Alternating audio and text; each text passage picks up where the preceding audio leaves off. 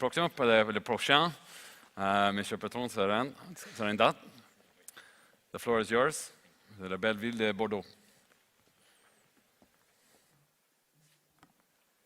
Hello, everyone.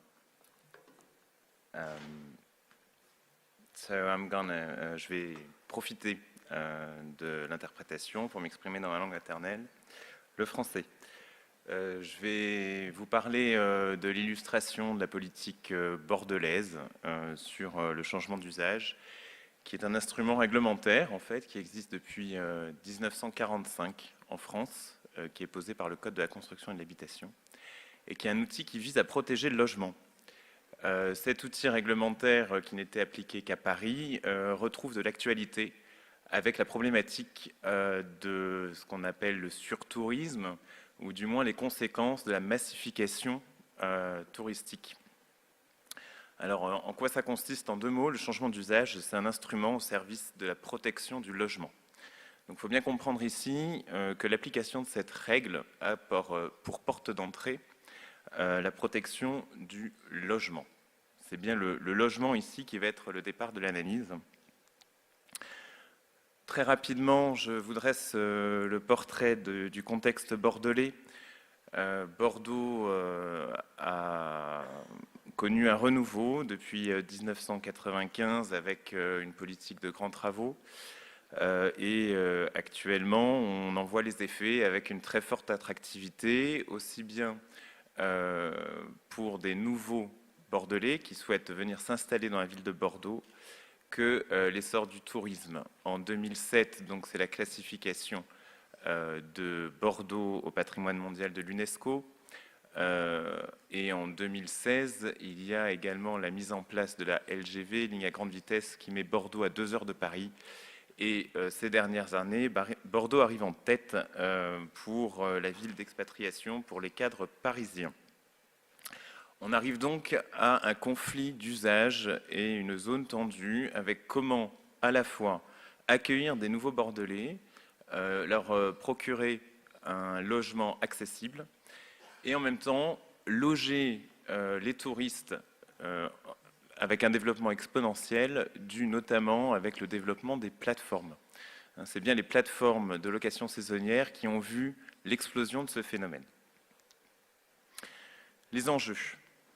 Donc protéger le logement, c'est bien l'impact du surtourisme sur le logement qui motive ici l'intérêt général et qui ont poussé les élus de la ville de Bordeaux et de Bordeaux Métropole à réglementer cette activité.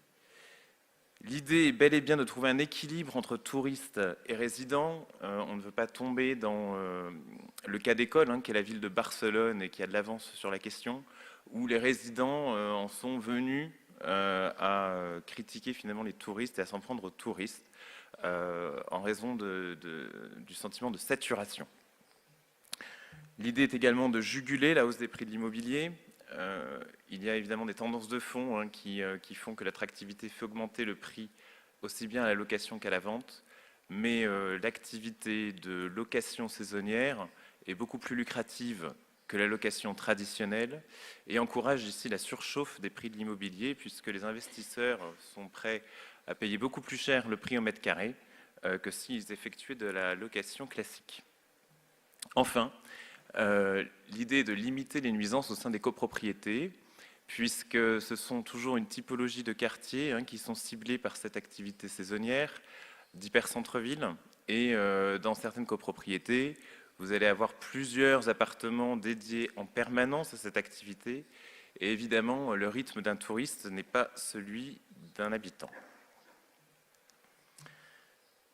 Donc, qu'est-ce que la ville de Bordeaux a fait? Très vite, on s'est aperçu que l'attractivité de Bordeaux s'emballait, qu'il fallait réagir vite. L'idée ici est d'adopter une réglementation qui permette d'être applicable rapidement mais intelligemment. Il y a donc eu la mise en place d'un groupe de travail transversal regroupant différentes directions. La direction du tourisme, évidemment, qui est souvent la direction sollicitée par les médias et sur la problématique ici du conflit d'usage entre les touristes et les résidents. La direction de l'habitat et du logement, puisque c'est bel et bien l'impact sur le logement qui motive la collectivité à intervenir. La direction de l'urbanisme, la direction juridique pour évidemment être en conformité avec les obligations réglementaires, et la direction des finances. En France, il faut payer une taxe de séjour sur tout séjour d'une personne, sur les nuitées en fait. Et donc la direction des finances est concernée également par cette réglementation. L'aboutissement a donné lieu à 2 délibérations, l'une de la métropole, qui est compétente en matière de changement d'usage. Donc c'est bien la métropole de Bordeaux qui s'est dotée de la compétence réglementaire. Et la ville de Bordeaux a adopté un règlement applicable uniquement sur son territoire. Donc le dispositif dont je vais vous parler ne s'applique que sur le territoire de la ville de Bordeaux, pas sur celui de la métropole. Et la ville de Bordeaux a mis en place un numéro d'enregistrement. Donc pour faire très simple, c'est une fusée à 2 étages.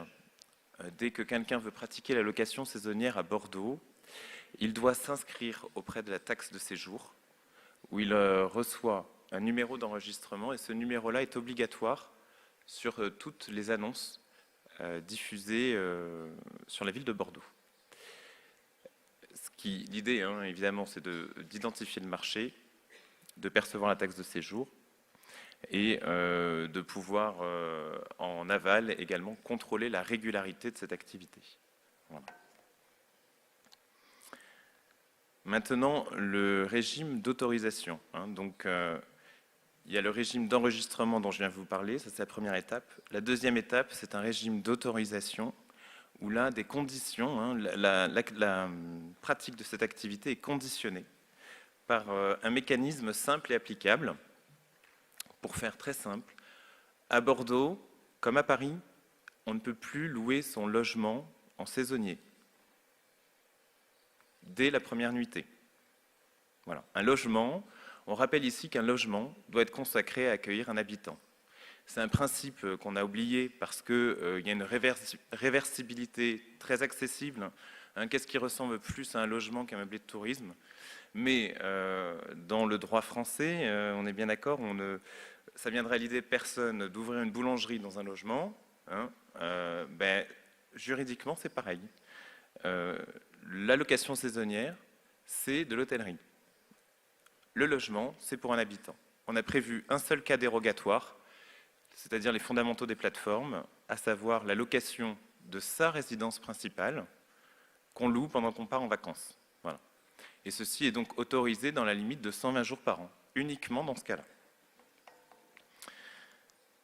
Sinon, si on veut quand même persister dans la location d'un logement, il faut qu'on le transforme en hébergement hôtelier. On a mis en place un système de compensation. Pour faire très simple, c'est du 1 pour 1. Vous avez un logement, vous voulez le passer en hébergement hôtelier, vous le faites disparaître, d'accord? Vous le passez en hébergement hôtelier. Dans ces cas-là, la ville estime qu'elle subit un préjudice et vous demande de restituer un logement. Ça veut dire trouver un local commercial, bureau, commerce ou autre, que vous passez en logement. C'est du 1 pour 1. C'est très dissuasif, c'est très contraignant, donc concrètement, il faut avoir 2 locaux. Ça veut dire qu'on supprime le logement qu'on a pour en faire de l'hébergement hôtelier, qu'on achète des bureaux, qu'on transforme en logement. Comme ça, la ville, elle, n'a pas perdu de logement. Donc, la grille d'analyse est très simple. Déjà, est-ce qu'on est propriétaire d'un logement ou pas? Est-ce que c'est ma résidence ou pas? Si c'est ma résidence principale, j'ai le droit de pratiquer la location saisonnière quand je pars en vacances. Sinon, je n'ai qu'une seule option, c'est le louer à un habitant. Ou sinon, je deviens professionnel de l'immobilier et je supprime un logement pour faire de l'hébergement hôtelier et j'en crée un autre. Voilà, je vous ai mis, juste pour information, les deux liens qu'on a mis à disposition des Bordelais pour pouvoir se renseigner sur cette politique. Donc la taxe de séjour et usage Bordeaux à bordeaux-métropole.fr. Les sanctions, c'est prévu par le Code de la construction et de l'habitation. Lorsqu'on ne respecte pas cette nouvelle réglementation, on risque 50 000 euros d'amende au civil et 80 000 euros d'amende au pénal. Ceci vaut pour chaque local. Voilà. Donc vous êtes propriétaire de 3 logements, vous risquez 3 fois 50 000, 150 000 euros. Un premier bilan qui peut vous être utile pour voir l'efficacité de cette réglementation. Au 30 avril 2019, au 30 avril, ça fait 1 an et 1 mois, hein, ça a été mis en place au 1er mars 2018. Donc 1 an après, on estime à peu près à 8 à 10 000 meublés de tourisme proposés à Bordeaux. Ça, c'est toute typologie confondue, hein, aussi bien résidence principale que secondaire. Et on a 2533 hébergeurs inscrits sur la taxe de séjour. On n'en avait que 951 au 1er mars. Là, j'ai eu les derniers chiffres. On est à 2700 au 30 mai. Ce qui veut dire qu'on a un quasi-triplement des inscriptions. Donc pour vous donner une idée, hein, en pourcentage, ça donne au 1er mars 2018 seulement 10% de l'activité qui est déclarée et identifiée par la ville. Au 30 avril, enfin au 30 mai, pardon, ça en fait 30%. Ça veut dire qu'il y a encore 70% du marché qui n'est pas identifié. Concrètement, hein, on est sur la pratique d'une activité opaque. Ça vous donne quand même l'idée du chemin qui reste à parcourir. On a quand même eu 700 cessations d'activité depuis le 1er mars. Concrètement, c'est des gens qui se sont rendus compte qu'ils n'étaient plus dans les règles et ils ont dit très bien, je ferme mon compte, je ne vais plus louer en saisonnier, et ils sont revenus sur le marché de la location classique. C'est bel et bien ici l'enjeu pour la ville de récupérer des logements actuellement dédiés à la location saisonnière pour revenir sur le marché de la location classique et accueillir des habitants. On a adressé 40 procès-verbaux représentant 60 logements. Je voulais terminer sur une mise en perspective européenne. On est bel et bien sur cette politique, dans la redéfinition des rapports entre le monde économique et la sphère politique. Et à ce sujet, donc, Bordeaux fait partie d'un réseau des métropoles européennes concernées par cette problématique. Amsterdam, ici, est chef de file. Cracovie en fait partie, Berlin, Paris, Barcelone. Et l'idée ici est de faire du lobbying à l'échelle européenne pour faire entendre l'enjeu pour les villes de pouvoir appliquer leur réglementation envers les plateformes, voilà, qui sont les premiers acteurs sur l'amplitude de ce phénomène. Je vous remercie. Merci bien. Merci bien.